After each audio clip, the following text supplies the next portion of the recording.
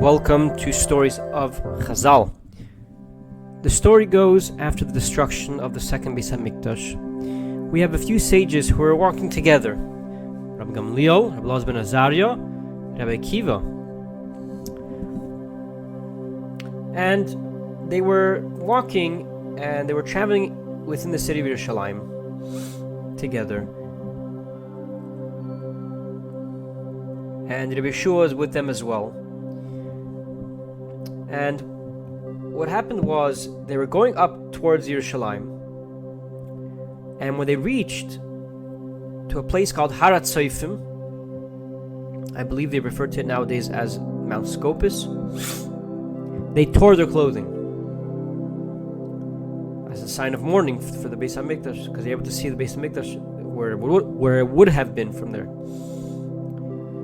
And once they reached the Harabais, the Temple Mount, they saw a shual, a fox, coming out of the place where the former Kodesh HaKadoshim used to be, the Holy of Holies. So they all started crying. But Rabbi Akiva, on the other hand, was laughing. So his colleagues asked him, "Why are you laughing?" And he responded, "Why are you crying?" So they told him about the Beis Kodesh HaKadoshim. The Torah says in the beginning of Sefer Bamidbar that a stranger who comes close to it shall die. That's how holy it is. But now, look at it. Look at it. We have foxes going in it, like the Yirmiyahu Navi in his sefer called Eicha laments and cries about that Shualim are going there, and he was referring to the first Beis HaMikdash. They told him this is the same thing that's happening by our second Beis HaMikdash, and we shouldn't cry. So Rabbi Akiva responded to them, "You know why I'm laughing? Because Yeshayahu Navi, when he talks about the destruction that's going to happen to the Yidden. Now, Yeshayahu Navi was in the first Beis HaMikdash, but he was talking to them about the future events and what was going to happen, and he speaks about it in a very metaphoric fashion, in like Mishalim, right, parables, and he speaks about it as follows. He says, "I'm going to testify to use two witnesses on my document, which are going to refer to the future events."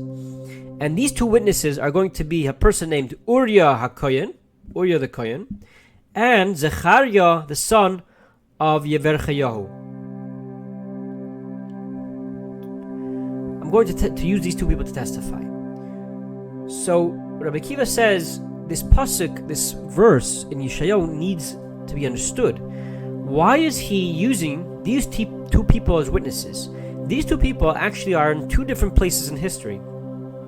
Uriah Kohen was during the times of the first Beis HaMikdash, during the time of the king Yehoiakim. But Zechariah ben Yevachayahu was actually during the beginning stage of the building of the second Beis HaMikdash. He was a Navi at that time. So why is Yeshayahu, who is foreseeing this, right, is he bringing both of these two people together in his document to speak about the future events?